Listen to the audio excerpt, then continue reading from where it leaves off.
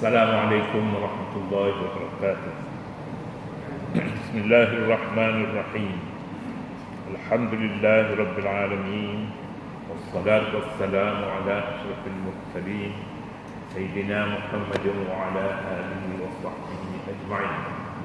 Subhanaka la ilma lana illa ma 'allamtana innaka antal alimul hakim wa la hawla wa la quwwata illa billahil 'aliyyil 'azim.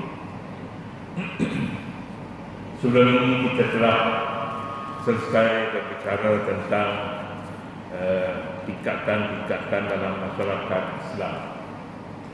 Kafir satu kumpulan, al-kufru millatun wahidah. Kufur satu agama kufur. Tetapi Islam beberapa kumpulan.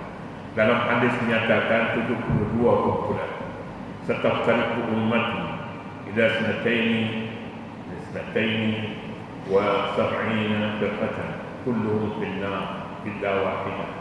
Semuanya 73 firqah yang umat itu akan terbahagi kepada bilangan itu. Semuanya dalam neraka, satu saja di dalam surga. Tapi kalangan ulama menyatakan satu saja di dalam neraka, 73 lagi dalam surga. 73 lagi dalam surga, satu saja di dalam neraka. Sebaliknya. Jadi mana yang sahih? Semuanya ini tidak ada hadis sahih yang betul-betul sahih, tidak ada. Jadi kita ambil mana yang boleh disesuaikan dengan agama. Dalam agama kita menyatakan orang Islam itu terbagi kepada begitu banyak, bukan satu. Yang kita bagi semalam pun umat Nabi Muhammad terbagi kepada 12, pada peringkat ke-6 dan ke-7, terbagi kepada 7 kumpulan. Jadi 7 kumpulan. Mengapa 7 kumpulan? Kerana dia ambil yang besar-besar saja, yang kecil-kecil itu yang mengerjakan dosa kecil umpamanya, maka mereka ini berada dalam satu kumpulan yang Islam juga, tetapi mereka mempunyai kepercayaan yang berbeza dan besar juga perbezaan itu. Baiklah, hakikatnya soal surga dan neraka adalah kepunyaan Allah Subhanahu wa taala. Sukar sebenarnya untuk diserahkan kepada manusia. Kalau manusia itu boleh membahagikan surga dan neraka, tentunya lah dia pilih keluarga dia dulu masuk surga semua sekali. Dan begitu. Islam adalah satu agama yang adil. Satu hadis yang sahih menyatakan akan man qala la ilaha illallah dakhala al-jannah. Sesiapa yang menyebut la ilaha illallah, itu masuk agama Islam, dia dah masuk. Dakhala al-jannah, akan masuk surga. Dan ini satu hadis yang diterima oleh kalangan ulama. Ataupun hadis yang menyebutkan Mamata wa huwa ya'lamu la ilaha illallah dakhala al-jannah. Siapa yang mati sedangkan dia tahu, dia boleh dia sebutkan la ilaha illallah, nescaya masuk surga. Jadi itu semuanya hadis yang kita baca sebelum ini. Tetapi hadis ini dia mempunyai satu saja, iaitu kita dapat gabungkan dalam semua hadis sahih. Ada mawdu' dikeluarkan, ada yang dhaif, lemah sangat pun dikeluarkan. Lemah itu bukan hadis, bukan sabda, tetapi orang yang membawa riwayat itu terdiri daripada ramai orang. Tidak ada seperti sekarang orang yang layak menerima syahadat, menerima kebenaran untuk meriwayatkan hadis, tidak ada. Tetapi hanya beberapa orang saja yang boleh dipercayai, boleh memberi peraturan. Ibn Ma'in namanya, Ibn Mubarak dan Muhammad bin Hanbal. Muhammad Ahmad bin Hanbal ataupun beberapa orang tokoh lagi yang berada masing-masing pada tahap yang berbeza. Ada yang terlalu tinggi, ada yang terlalu rendah, ada yang pertengahan. Tetapi yang boleh diterima semuanya 2-3 orang sahaja. Jadi ini dibicarakan dalam ilmu hadis, dalam ulumul hadis. Kita jika perlu kita boleh belajar sebenarnya. Bukan tidak perlu, mengapa tidak perlu? Tapi ilmu ini sudah tamat tempoh, sudah tamat zaman. Sudah tamat zaman dengan penyebaran buku-buku tentang ilmu hadis ini. Baiklah, hari ini kita nak baca peringkat ketujuh ialah peringkat manusia atau surat 358. Peringkat ketujuh ialah peringkat manusia terbahagi kepada 2 golongan, iaitu mukmin. Yang mukmin jalan hidupnya, jalan hidayah, yang iaitu mukmin yang mengikuti jalan hidayah dan mampu mengatasi sebarang masalah yang menimpa mereka dengan pedoman dari wahyu yang disampaikan oleh para nabi. Oleh nabi lah, kita ni Nabi Muhammad, oleh nabi-nabi yang terdahulu sudah dipisahkan dengan beberapa perkara usul.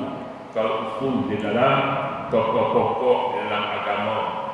Pokok-pokok dalam agama ini ialah Al-Quran. Dalam Al-Quran banyak pokok-pokok yang mestinya menjadi pegangan seseorang. Ya. Itu peringkat ketujuh, manusia yang berpegang teguh kepada wahyu dan mereka mengikuti hidayah, yang mampu mengatasi sebarang masalah yang berlaku di dalam masyarakat mereka. Al-Quran Al-Karim memberi perakuan kepada peringkat ketujuh ini dengan firman-Nya, "Fahadallahu allazina amanu lima ikhtalafu fihi minal haqqi bi'izni." Lalu dengan keizinan Allah menunjukkan kebenaran itu kepada mereka yang beriman tentang hal yang dipertikaikan oleh mereka itu dengan kehendak Allah. Manusia yang ketujuh ini bukan mereka tidak maksum, mereka pun tidak maksum. Yang maksum ini Nabi. Maksum itu apa perkaranya? Maksum adalah orang yang terpelihara daripada dosa besar, hatta dosa kecil pun, maknanya mereka tidak mengamalkannya. Itu yang maksum. Yang maksum ini siapa orangnya? Nabi-nabi. Nabi semuanya maksum.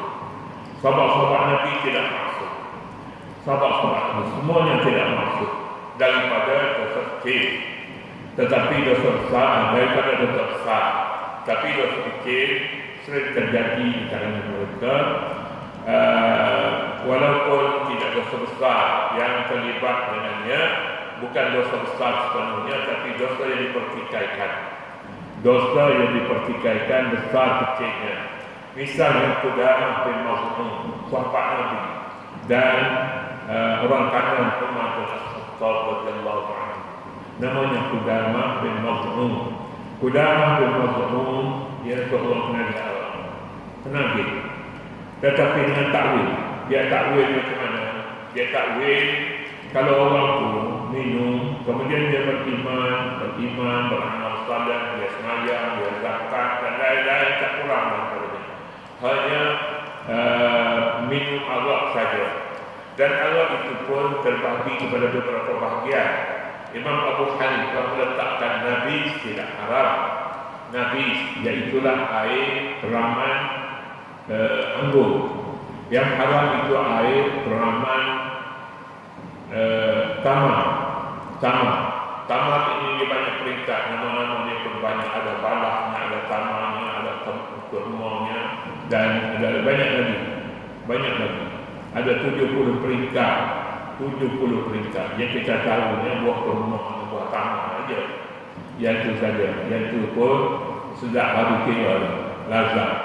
Tapi Arab yang mempunyai nama yang berbagai-bagai, mengikut peringkat, berikut jenis, berikut ada yang jenisnya jenis ajwa yang tidak besar, tapi dia tumbuhnya di Madinah, di bumi Madinah.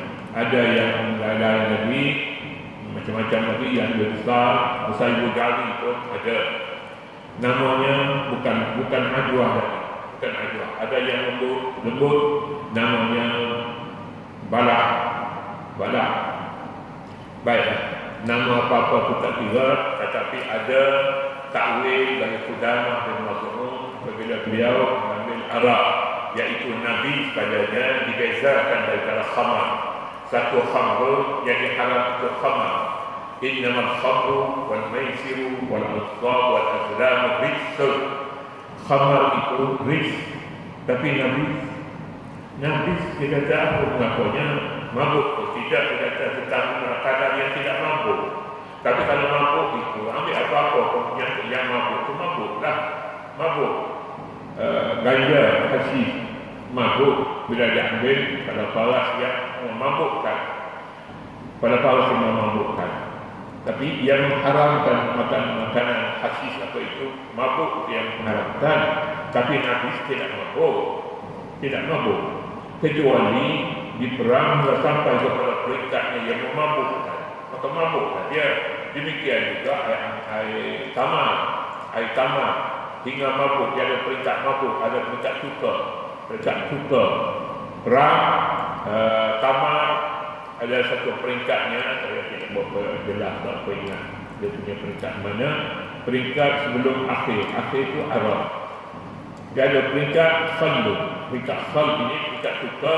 Maka peringkat cuka itu boleh cuka tamar. Apa salahnya? Mabuk, tak mabuk. Tetapi orang makan pun tidak banyak. Malah Nabi SAW pernah menyebutkan ni'mal idamu al-khal. Ni'mal idamu al-khal. Lauk yang paling sedap sekali katanya, paling lazat, itulah cuka. Untuk menyatakan bahawa Nabi SAW, orang selalunya menyebut cuka tak sedap. Nabi tak suka sebut macam itu. Sebaik-baik lauk itulah cuka katanya. Bagi menyenangkan cuka itu untuk bersama dengan lauk-lauk yang lain. Adapun orang fasik dan orang yang menentang pedoman wahyu akan terus berada di dalam kesesatan dan perselisihan yang berterusan. Ada satu lagi nama popular dalam Islam ini, orang fasik. Fasik ini ialah siapa orangnya? Orang yang menentang pedoman wahyu. Pedoman wahyu Arab itu haram, tapi dia kata tak haram kalaulah dia tidak diciptakan daripada tamar. Dan mazhab Imam Abu Hanifah memakai pedoman ini. Yang haram itu air nabis itu bukan Allah tapi nabis. Jadi kesimpulannya masalah haram halal mau ta'rifnya ke ataupun mau zatnya. Haram itu kenapa? Karena ta'rif dia ma askala qaliluhu fakasiruhu haram. Yang memabukkan itu banyaknya, maka sedikit pun haram. Jadi Allah masuk bilangan itu. Melarang banyak mabuk. Tapi kalau mabuk itu, maka sedikitnya juga haram. Maka Imam Syafi'i katanya haram itu najis tak boleh diminum kerana dia najis. Dia najis ada sebab dia menghalal, dia memabukkan. Jika diambil lebih banyak, kalau ambil sedikit itu mabuk, ambil banyak mabuk, sedikit pun mabuk. Sebabnya nama Arab itu atas bahan yang diciptakan, dijadikan ma'askara, barang yang memabukkan. Tapi Imam Abu Hanifah dia kiranya ta'rif itu zat, benda itu diperbuat daripada apa? Diperbuat daripada ingat. Ingat tidak mengapa ada salah ingat. Salah. Kecuali orang perang sehingga memabukkan, kerana mereka mau ingat yang memabukkan. Ingat yang memabukkan. Jadi bezanya di situ. Jadi kalau begitu, Imam Syafi'i menolak nabis, tetap nabis, iaitu haram. Haram. Dia tidak mengambil peringkat. Dia orang mengambil nabis itu hanya apabila dia memabukkan. Kalau tidak, orang ini pada waktu dia manis. Tapi mengapa dipilih waktu dia masak dan pada waktu dia memabukkan? Iaitulah selepas masa di perang dalam bekas-bekas yang tertentu. Jadi itu sebabnya. Jadi tidak timbul masalah mengapa Nabi itu haram. Nabi itu haram, Imam Syafi'i kata haram. Mengapa Nabi itu halal? Bukan di sini kata halal, di negeri Arab. Di negeri sejuk. Negeri sejuk mungkin mereka mengambilnya pada waktu sejuk. Sebenarnya semua perselisihan dapat didamaikan jika setiap pihak sanggup mengorbankan kepentingan dan kepentingan hawa nafsu mereka untuk kembali kepada Al-Quran dan As-Sunnah. Jadi banyak perkara yang dikhilafkan. Khilaf bukan istilah. Khilaf pada furu', pada cabang-cabang, bukan hanya pada asal. Asal Allah itu haram. Innamal khamru wal maisiru. Sesungguhnya agak judi dan beradu nasib, semuanya itu haram. Tetapi khilaf pada benda-benda yang pada asalnya halal. Inna pada asalnya halal. Mengapa manusia memusnahkannya? Bila dimusnahkan halal itu, maka hukumnya lain. Hukumnya bila dimusnahkan, maka orang mengambil inat itu, anggur itu, setelah dia dimusnahkan daripada rasa inat, maka dia memabukkan. Maka memabukkan itu sebabnya. Halal, tamak, halal kerana dia berkekalan sehingga akhirnya orang tidak panggil tamak lagi, orang panggil Allah padanya setelah diperang pada bekas-bekas yang tertentu. Maka itu yang haramnya. Mengapa diambil tamak yang diperangkan di dalam tempayan Arab? Kerana memabukkan. Memabukkan itu yang haram. Adapun inak yang tidak memabukkan. Tidak memabukkan pada waktu dia menjadi inak itu. Kemudian setelah dia menjadi suka, juga tidak diharamkan. Pada dasarnya perselisihan dalam prinsip agama tidak seharusnya berlaku, kerana telah ditegaskan begitu terang dalam Al-Quran dan Sunnah, dan dijelaskan pula oleh Sunnah Nabi. Manakala perselisihan dalam furu' itu merupakan perbezaan pendapat dalam perkara-perkara kecil sahaja, itu furu'. Jadi perbezaan di antara Nabi dan Arab itu dan khamar itu perbezaan, dikiranya perbezaan besar kerana melibatkan asal kejadian itu, satu khamar dan satu inat. Jadi di antara kedua-dua bahan ini perbezaannya besar kerana bahan Arab diperbuat daripada tamar dan satu lagi Nabi diperbuat daripada anggur.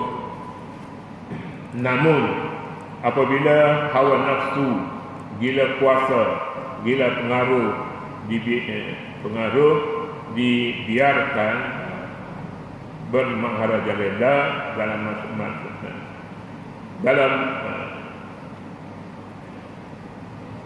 gila kuasa dan gila pengaruh dibiarkan bermaharajalela menguasai jiwa, maka pintu perpecahan akan melebarkan terbuka lebar menggugat perpaduan umat manusia. Itu katanya apabila manusia itu memahami dan melebarkan pahaman yang berbeza itu, maka perpaduan umat manusia pun sudah lebar sama, disebabkan pemikiran manusia yang membeza-bezakan di antara dua perkara itu mengikut akal dan pemikirannya.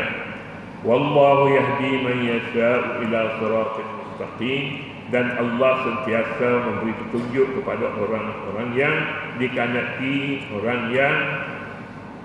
kepada orang yang dikehendakinya ya Allah ke jalan yang lurus. Ini kepada Allah yang menentukannya. Manusia boleh memilih, dan pemilihan manusia mengikut konsep pemilihan itu dengan sebab apa sebabnya pemilihan Nabi itu halal, kerana datangnya daripada bahan yang halal, maka halal. Tapi kalau pengambilan itu dengan niat untuk arak, untuk mabuk, maka ia haram, kerana prinsip pemilihan itu sendiri. Semuanya ini bergantung pada hidayah Allah Subhanahu wa taala. Sesiapa yang memilih sesuatu dengan hidayah Allah, panduannya daripada Al-Quran, maka halal. Kerana jalan Al-Quran semuanya jalan lurus. Tetapi kalau orang siapa yang memilih haram, walaupun dia berusaha untuk menghalalkan menurut pemikirannya, maka ia tetap haram. Kerana ini hidayah, petunjuk. Manusia bebas memilih sama ada iman atau kufur, tetapi jalan iman lebih mudah baginya untuk diikuti, dan Allah tetap melorongkan para hambanya yang dikehendakinya pada jalan yang lurus. Sesiapa yang mahu jalan yang lurus, sila dalam Al-Quran ada siratal mustaqim yang kita minta daripada Allah. Sesiapa yang mahu siratal mustaqim, dia akan dapat. Tetapi ada yang mahu sebaliknya, maka dia takwil. Banyak takwilannya, sebab jalan yang daripada jalan yang asalnya lurus menjadi tidak lurus sebab takwil, dan juga jalan yang tak lurus menjadi lurus sebab adanya takwil, dan manusia sendiri yang menentukan takwil itu menurut kemahuannya. Allah menunjuk jalan yang lurus ini kepada siapa yang dikehendakinya, maka siapa yang dikehendaki Islam, kehendaki iman, maka baginya iman. Barang siapa yang tidak sukakan iman, maka baginya namanya fasik. Fasik dengan iman ini berbeza. Ada orang yang iman di luar tapi tidak di hati, ada orang yang di luar dan dengan amalan dan hati juga iman, maka mereka itu imanlah. Jadi inilah rahsianya kita dapati Nabi bersabda, sesiapa yang mati di atas kalimah la ilaha illallah, maka dia akan masuk surga. Orang yang mati itu ada yang mati berdosa, ada yang tidak berdosa mati. Tengok, kalau yang berdosa selepas daripada dosa yang diampun Allah, maka dia akan dikumpulkan dalam surga. Barang siapa yang belum cukup tempoh lagi untuk di luar surga dalam neraka, umpamanya tunggulah dalam neraka. Tetapi bersiapa mengucap la ilaha illallah, baginya surga. Tapi surga ada hisab ke? Tak ada hisab. Ada bezanya di antara tanpa hisab. Nabi-nabi seperti dan syuhada, mereka itu masuk surga ada tanpa hisab. Nabi tanpa hisab. Setengah Nabi kata orang yang masuk surga tanpa hisab ini 70,000. Tak hisab, terus masuk. Tetapi yang selain daripada itu, ada hisab panjang, ada hisab pendek. Ada hisab panjang, payah masuk surga, dan hisab pendek mungkin mereka itu masuk surga sekejap saja, dan memang mudah saja bagi kita untuk memahaminya. Ada orang yang kena 10 tahun, ada yang kena 20 tahun mengikut kesalahan jenayah yang dilakukannya. Ada yang dimaafkan, ada yang sebelum daripada masuk penjara pun dah dimaafkan. Maka itu penyelesaian manusia. Penyelesaian Allah Subhanahu wa taala lebih mudah lagi, iaitu pengampunan dosa. Tapi yang menentukannya ialah cara-caranya. Ada syafaat daripada Nabi, ada syafaat Al-Quran, ada berbagai-bagai. Wallahu Subhanahu wa taala a'lam. أعوذ بالله من الشيطان الرجيم. بسم الله الرحمن الرحيم. اللهم أرنا الحق حقا وارزقنا اتباعه وأرنا الباطل باطلا وارزقنا اجتنابه. ربنا لا تؤاخذنا إن نسينا أو أخطأنا. وصلى الله على النبي الأمي وعلى آله وصحبه وسلم. الحمد لله رب العالمين.